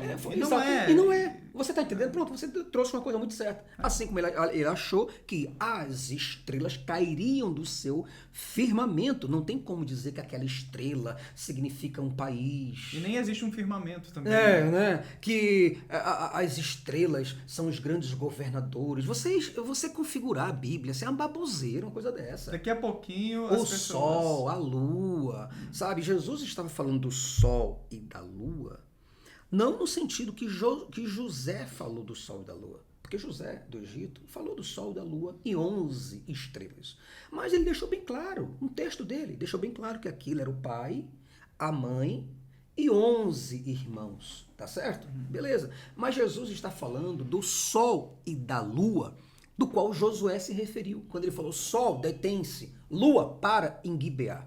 Esse Jesus fofinho que as pessoas falam e dizem que é amor, foi um cara que mais pregou destruição contra a humanidade. Moisés, pelo menos, queria destruir aquelas sociedades culturalmente, acabar com a cultura, com a linguagem, acabar com a religião, com os templos. Mas Jesus não. Jesus falou que ia destruir o planeta Terra. O planeta? O planeta. Mas ele não usou a palavra planeta, né? Não, tudo, o mundo. O mundo. Não falou planeta, mas falou o mundo, certo? Então, quer dizer, e Deus ia fazer um reset na humanidade. E todas as pessoas seriam julgadas. Mas antes, pestes iria vir. Ele disse que Deus iria mandar epidemia, né? Pandemias, morte, violência. Ele disse que o sol iria se aquecer de tal forma, mas num grau tão altíssimo que as pessoas iriam se derreter. Caraca. Sabe? Então, quer dizer, você acha que isso tudo é um profeta bom? Um camarada pensar, ter uma visão tão pessimista da humanidade? Esse foi Jesus. Jesus, segundo João, na ilha de Patmos, ele voltou para falar aquilo que os evangelistas, na sua biografia, não tinham escrito. Aí Jesus volta em Apocalipse dizendo coisas terríveis sobre os cavalos do Apocalipse. Aí é figurado, muita coisa figurada, mas representa morte, violência, bestialidade, a ira de Deus, as 7 taças. Imagina um Deus irado. Imagina um pecador na mão de um Deus irado. Certo? Ali no Apocalipse é Jesus falando? É Jesus falando. Ou é alguém que viu aquilo tudo? João diz, eu estou falando da narrativa. Tá bom, isso narrativa. Sim. A narrativa diz que Jesus apareceu para João, ele revelou as coisas que em breve estavam para acontecer. Apocalipse capítulo 1, versículo 1, versículo 13 e versículo 7 de Apocalipse 1, certo? Então Jesus começa então falando com as 7 igrejas, né? Sobre todas as coisas que ele guardaria essas igrejas, começou a exortar, elogiar algumas igrejas, mas deixou bem claro o que o mundo estava prestes a acontecer. E aquelas pessoas que queriam ver tudo isso eram pessoas que estavam naquela época. Naquela geração. Os evangelhos têm essas referências. Como a igreja de Sardes, a igreja de Tiatira, tanto é que para a igreja de Tiatira, ele falou assim, guarda o que tens até que eu venha. Então, quer dizer, para uma igreja que estava viva, ouvir uma mensagem dessa, guarda o que tens até que eu venha, para uma igreja local, é uma ideia, uma esperança de que, aguarda e segura a onda, porque eu já estou chegando. Sim. E Apocalipse capítulo 1, versículo 1, Jesus está deixando muito claro. Revelações de Jesus Cristo sobre as coisas que estão prestes a acontecer. Sim. Entende? E essas coisas não aconteceram. Quer dizer, o cara era um terrorista, o cara era um pessimista, miserável da sociedade, que queria incendiar as pessoas com um tipo de crença que é uma imaginação muito fértil, um esquizofrênico, talvez, um cara delirante, paranoico, sabe? Que você consegue explicar isso melhor, o comportamento desse cara, depois quando você lê esse livro. Que esse aqui é meu exemplar, hein? Eu trouxe de presente para mim. Vai ficar na prateleira. Brasil, vai ficar na prateleira. No dia que o Taniel tirar da prateleira, você se desescreve. Brincadeira. É brincadeira. Então, o que acontece? Esse cara disse que Deus estava com tanto ódio da humanidade que Deus iria destruir o mundo por completo. Onde as estrelas iriam se despencar na cabeça das pessoas, onde os rios se tornariam em sangue, onde pessoas, corpos iriam cair, sabe, de um canto para o outro, haveria corpos espalhados em Jerusalém, em tudo quanto é tipo de lugar, os urubus comendo, ficando gordos com aqueles corpos. E isso tudo foi um pensamento fofinho, que é de René Kivitz. René Kivitz não quer falar para vocês. O Jesus fofinho do Caio Fábio. Por que Caio Fábio não vem aqui falar do Apocalipse para as pessoas? Porque ele sabe que essa mensagem não serve, não é inclusiva. Essa mensagem é a mensagem de Jesus. Tá aí um tema bom para eu provocar o Caio Fábio. Eu falei ontem na live com a Elaine que eu vou tentar trazê-la ao canal para bater um papo, para entender o cristianismo que ele defende e como ele lida com essas inconsistências que você está trazendo. Pega o livro, esse livro aqui, dê uma lida bem no Apocalipse, tá bom? Nas 7 taças, nas 7 iras de Deus. Tudo bem que isso é tudo simbólico, mas era destruição. Tá? Mas tudo se refere à destruição. Então, Portanto, diante disso, o que eu quero dizer é que Jesus não é esse personagem fofinho, inclusivo, esse ser bonzinho que deve extrair ética e moralidade, porque não existe justiça imparcial com Jesus. Ou você está com ele ou sem ele, tá? Sem mim, nada podeis fazer. E acabou. Se você não estiver debaixo das regras dele, debaixo do papo dele, debaixo da ideia dele, acabou. Tanto é que ele falou que ele escolheria 12 mil homens virgens e que nunca tenha tocado em mulher, para poder andar com ele por onde quer que ele fosse. 144 mil machos, já não baixa os 12 discípulos, que seriam colocados em 12 cadeiras para reger o mundo com ferro, mão de ferro. Isso quer dizer, uma política teocêntrica, tá? Onde nada poderia sair daquele controle. E cada discípulo de Jesus, inclusive os Judas Iscariotes, Jesus disse que teria um trono para ele. Será que vai ter, Jesus, um trono para Judas? Porque quando ele falou que os 12 discípulos, Judas estava lá ouvindo isso. É o perdão. E Judas não teve perdão nenhum. Os apóstolos deixaram bem claro que ele não teve perdão. Jesus voltou atrás. Legal, tá aí. Jesus voltou atrás. Jesus, no final das contas, então, o que o pessoal que adquiriu um exemplar do seu livro, deixei o link aí embaixo, tá, gente? Vai encontrar o que é o impacto que você pretende ter com esse texto, assim. E é para quem? É para cristãos lerem? É para ateus? É para gente de outras religiões? Qual que é o seu propósito, no final das contas? Esse livro aqui, Daniel, muito bem falado, muito bem comentado aí. Ele só tem 2 públicos, infelizmente. Não tem mais do que 2. Ele só serve para aquelas pessoas que acreditam em Deus e aquelas que não acreditam. Para todo mundo, então. Pronto. É igual o editor. Uai. Um editor perguntou assim, qual é o seu público? Eu falei, infelizmente só tenho 2. Aí ele, só 2 públicos. Eu falei, os que acreditam em Deus e os que não acreditam. Aí ele... Ué, bugou a cabeça, né? Então, é um livro que vale a pena ser lido, Daniel. Vale a pena ser lido. Tô bem curioso. E ficou bonita a capa, hein, bicho? Rapaz, muito bem trabalhado. Que montagem legal, assim, que fizeram. E abre pra você ver. Você dá uma olhada. Sabe, a estrutura, diagramação, foi muito bem trabalhado. Bonito. Corte, paginação. Ai, adoro esse cheirinho de livro novo. Coisa boa, Bom hein? demais. Pois é, adquira o seu do outro lado. Então, assim, esse livro, ele vai trabalhar não apenas desmontando Jesus, porque não é a ideia denigrir a imagem de um religioso, não é isso, mas é mostrar a realidade do que Jesus realmente foi de acordo com a narrativa. E de acordo com a narrativa, Jesus mentiu, Daniel. E ele mentiu descaradamente para as pessoas, sabendo ele que isso não passava de uma neurose. Era um cara doente, Daniel. Era um camarada que veio de um local muito inóspito, né? Uma saúde mental muito pobre, certo? Um povo muito louco por justiça social, né? Pessoas ávidas por libertação de Roma, né? E de outras tiranias que eles achavam que eram tiranias. Sim. Então, assim, pessoas que estavam doidos para sair da opressão social, e isso gerou vários surtos, vários messias. Pessoas que dizem, não, mas o Messias está demorando, o Messias, como é que vem? Ah, mas o profeta disse, começaram a fazer cálculos e cálculos e cálculos e mais cálculos, até que surgiu esse cara. E esse cara disse, mas eu sou o Messias.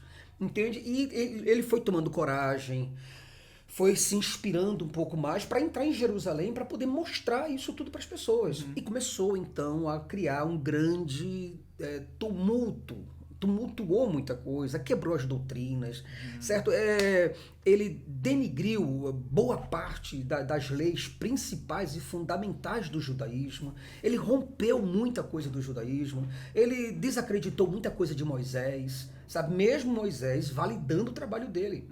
Certo? Quer dizer, imagina aí, você tá aqui me dando a força, canal, babá, aí daqui a pouco eu vou lá e falo mal de você. Ele foi lá e denigriu também. Daniel passou um café pra mim e não tinha açúcar. Que crime! Que crime! Eu vou melhorar nessa, tá, gente? Vou comprar um pouquinho de açúcar pros convidados. Então, o que nós temos nesse livro, Daniel, é um camarada obcecado por religião. Um cara tomado dos pés ao alto da cabeça por religião. Um cara doido por uma revolução social. Mas ele queria não uma revolução contra Roma apenas. Não, não, não. Ele não queria só uma revolução contra os judeus, né? Mas contra o mundo. Porque ele achava o mundo todo pecador. Ele é um cara que acreditava em cobra, Adão e Eva. Ele acreditava como literais.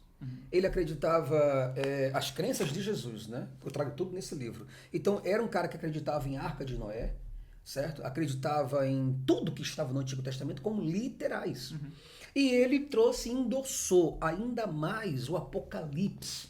Eu digo apocalipses, tá? Porque são vários apocalipses. Então, ele leu de tudo, porque o que ele traz é impossível ele saber se ele não lesse pergaminhos antigos de oráculos, certo? Então, os personagens, os escritores de Jesus eram super inteligentes.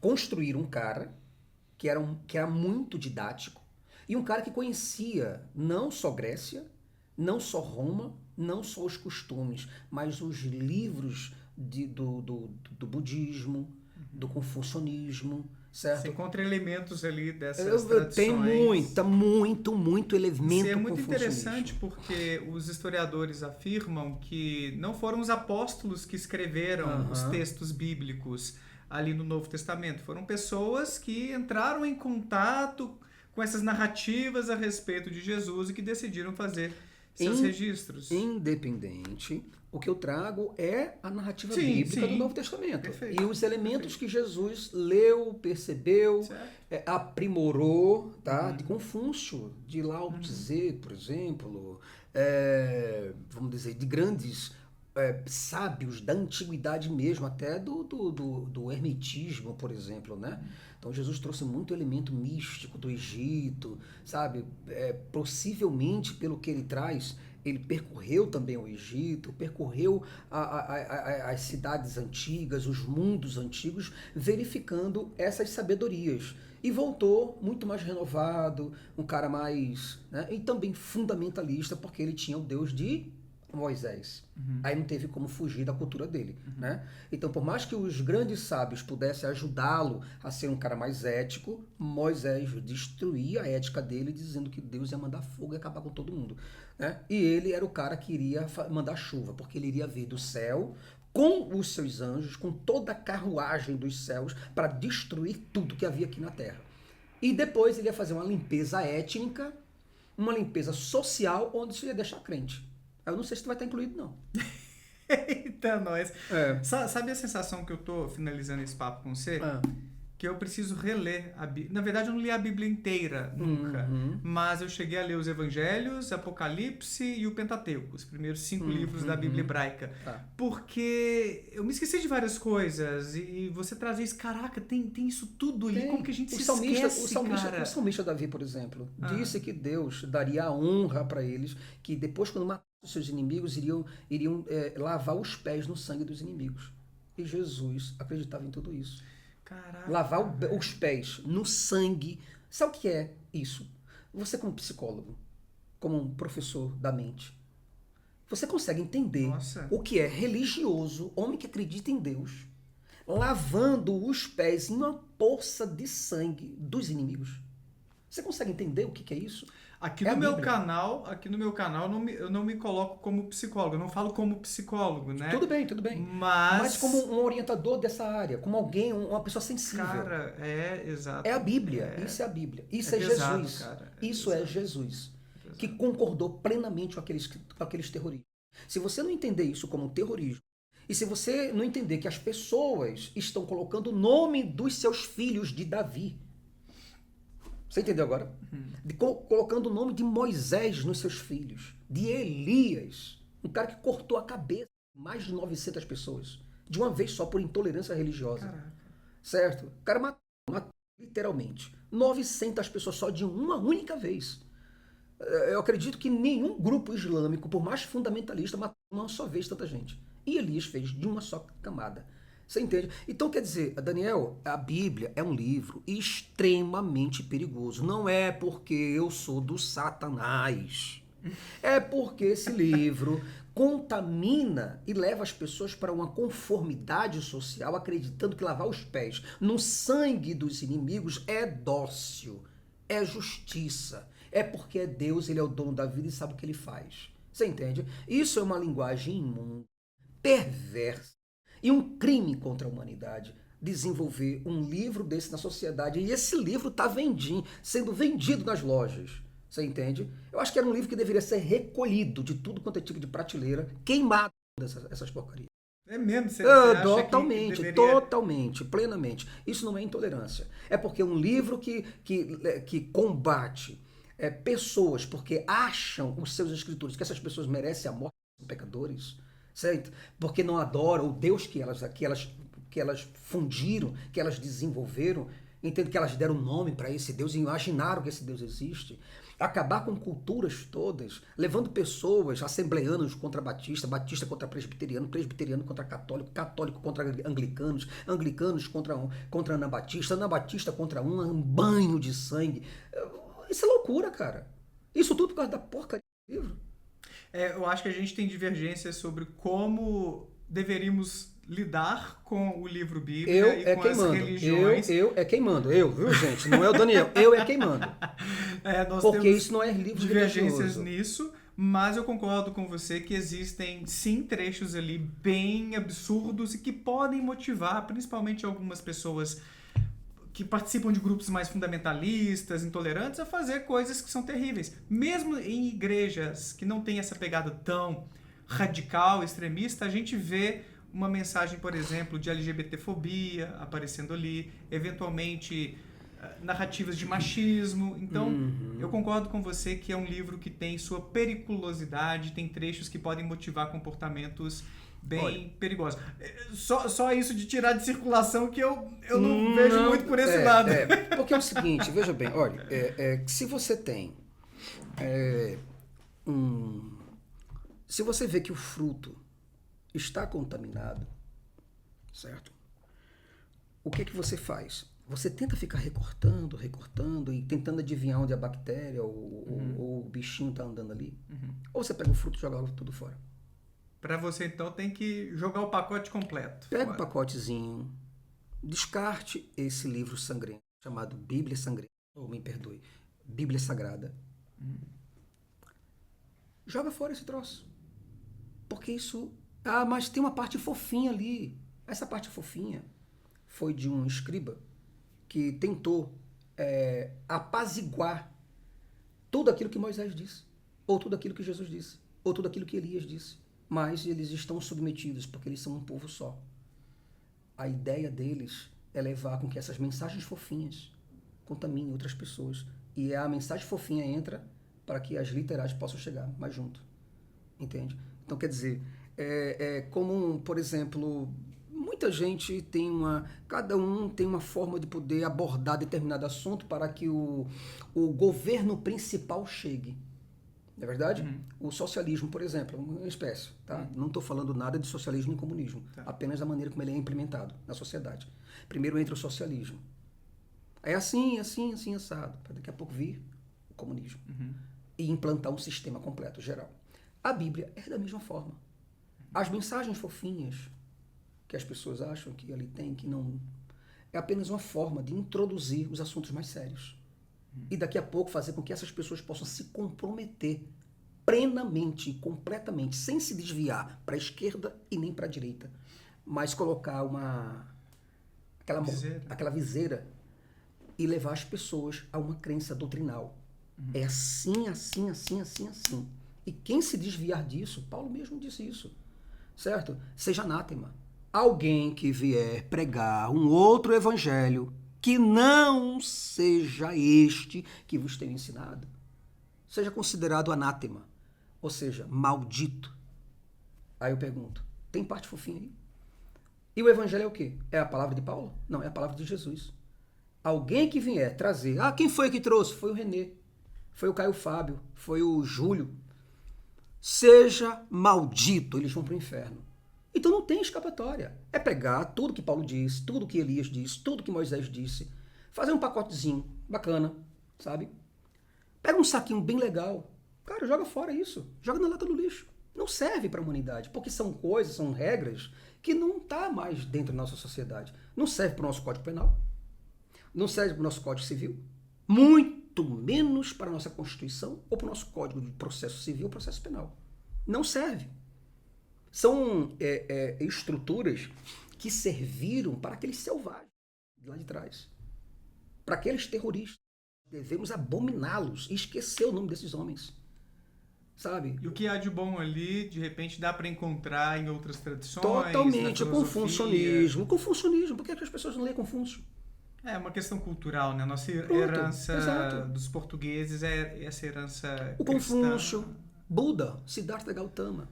Eu acho legal ter uma corrente dela muito boa. É porque, assim, na minha visão, Jason, se houvesse uma maneira de os cristãos se organizarem em torno de uma mensagem mais inclusiva, amorosa, focando...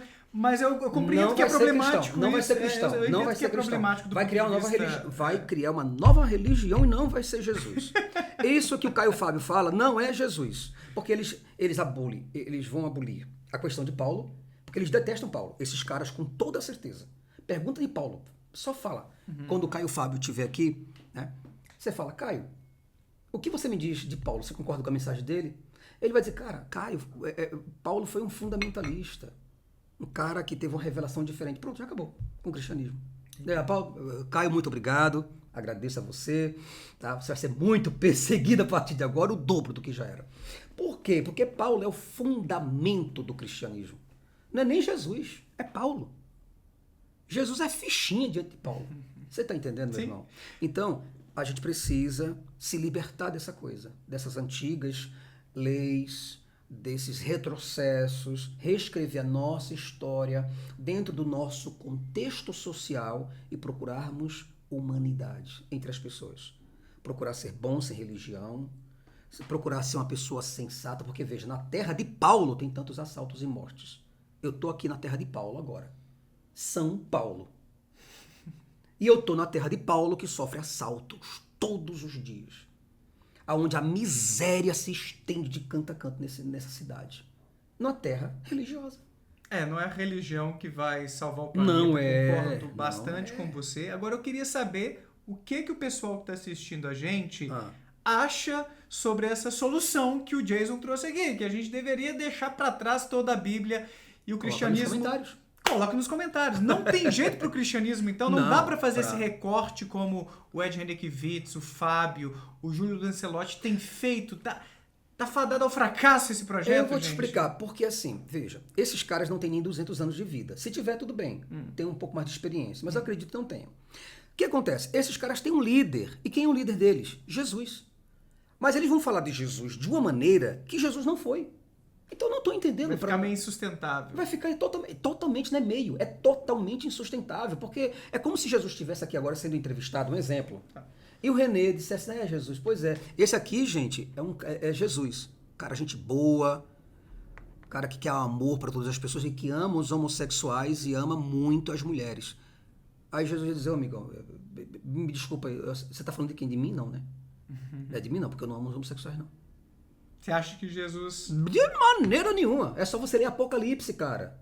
Leia Apocalipse, que ali é uma parte 2 de Jesus. Quem lê Apocalipse vai saber, deixar bem claro que ali é Jesus falando, não é João, não. João só escreve na Ilha de Patmos. O que, Jesus, tu quer falar mais? Tá certo. Oi? Tá bom, tá certo. E vai escrevendo. Não é João, cara. É Jesus. É a parte 2 da fofura desse homem maravilhoso. Onde ele fala que vai destruir todo mundo, inclusive os homossexuais. Tá lá em Apocalipse. Pergunta se esse amorzinho todo... Não tem não, amigão. Eu quero reler. E outra... Quero reler os evangelhos. Os 144 mil homens... Tem alguma mulher nos 144 mil para seguir ele? Ele menciona homens? Homens, virgens. Porque as testemunhas de Jeová, acho que usam esse número, 144 mil e tal, mas interpretam... Totalmente diferente. São seres humanos, são 12 mil homens escolhidos, selecionados a dedos por Jesus. Eu quero aquele. Aquele. Você entendeu? 12 mil homens selecionados das 12 tribos de Israel. E essas tribos de Israel existem para Jesus selecionar essas pessoas?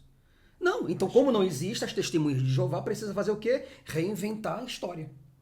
Reinterpretar a história, porque não tem mais tribo. Então como é que Jesus dá um jeitinho de dizer que Daniel faz parte de um desses 144 mil? Tornar aquilo ali meio figurativo, não metafórico. É porque não se cumpriu. Jesus mentiu, não escolheu 144 mil.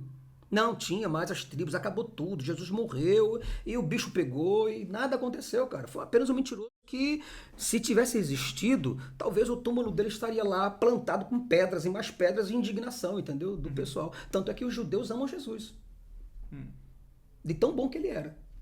Os judeus têm um amor por ele que, sinceramente, eu nunca vi tanto amor envolvido. Tá irônico esse comentário. Totalmente. Então, tá bom. Eu fiquei um pouquinho em dúvida por um momento. Tá entendendo? Eu acho que não. E é um judeu que está submetido à lei de Moisés com tanto amor e com tanto carinho no coração que odeia Jesus. Cospe no nome de Jesus. Aí você imagina uma coisa dessa. Os cristãos, quando vão para Jerusalém pagar dinheiro para que os judeus possam ficar bem lá, né? Pagar hospedagem, gastar tudo que eles têm, acreditando que tem um cara lá que andou por lá. Aí o que acontece? Esses caras, quando os cristãos começam a se manifestar lá, muitos e muitos deles ortodoxos começam a cuspir nos cristãos, a xingá-los, a debater. As crianças parecem uns diabos, uns demônios que ficam gritando o nome contra o nome de Jesus para os cristãos. Caraca. Então, quer dizer, é uma religião. Então, para que eu quero uma praga dessa na minha vida? Para que você, do outro lado, precisa de um negócio desse? Onde só gera contenda, confusão, incompreensão, invisibilidade, sabe? Um cara que está muito distante, é um Deus que está aqui, é um Deus que está ali. Começa em teólogos debaterem entre si, quebrarem uns aos outros. E, cara, isso aqui... Pelo amor de Deus. Vão passar 10 Jesus. gerações e a gente ainda vai estar debatendo a existência de Deus. Mas se nós quebrarmos e jogarmos esse lixo, acabou o problema, querido. As pessoas se libertam, se conscientizam, tornam-se seres humanos, não religiosas. Eu acho que ainda tem um tempinho pela frente. Mas, assim, o trabalho de trazer o pensamento crítico, de trazer esse questionamento para as pessoas entenderem que não precisamos de religião para fazer o bem, para que a sociedade funcione, que várias coisas que são boas no cristianismo podem ser encontradas fora do cristianismo. É um processo eu diria, de longo prazo, não é uma coisa para amanhã. Mas... estamos aqui fazendo o contraponto, E eu sou radical disso, muito radical. O David tem... desculpa, o David, eu me lembrei do David Ribeiro agora há pouco aqui. O Jason tem uma abordagem mais veemente, mais forte. Não estou sozinho. Não está sozinho. Porque tá ali, ó, o Richard Dawkins tem a mesma abordagem. Pergunta para ele. Vai lá e pergunta para ele. Lê aquele livro lá, Deus é um Delírio. Eu tenho minhas dúvidas a respeito de qual seria o caminho mais efetivo para a gente mudar a perspectiva crítica, de visão de mundo mesmo das pessoas, mas eu vou deixar isso para em outro momento a gente discutir com mais calma. E pessoal que assistiu a gente aí, comenta aí embaixo o que vocês acharam das reflexões contundentes de Jason. Vai rachar de comentário, de carinha vermelha. Não, mas eu acho que muita gente gosta demais do seu trabalho, tanto que você tá aqui porque eu acho que tem relevância o que você faz no seu canal, o que você escreve aí nos seus livros. Deixei o link aí embaixo para vocês conhecerem o livro do Jason. Vai ser assim, chamado assim, Revoltado. Esse revoltado. Eu sou revoltado mesmo. O pastor dos ateus. Tá aqui, ó, pra você. Obrigado, Jason, pela vinda aí, pelo cafezinho que a gente tomou. Sucesso aí na sua caminhada. Sem açúcar. Tamo junto, pessoal. Comentem o que vocês acharam. Deixa o joinha, se inscrevam no canal. Quem puder, torne-se membro para apoiar meu trabalho por aqui de divulgação científica e reflexões sobre religião e pseudociências. E tem o link aí embaixo também do IPACEF, nossa formação em Ciência e Filosofia do Instituto Ponto Azul, que tem o curso História da Bíblia, tem esse curso que vai começar em breve agora, Origens da Humanidade, e o Jason vai estar lá com a gente. Um abraço, gente. Até a próxima. Tchau, tchau, pessoal. Tchau.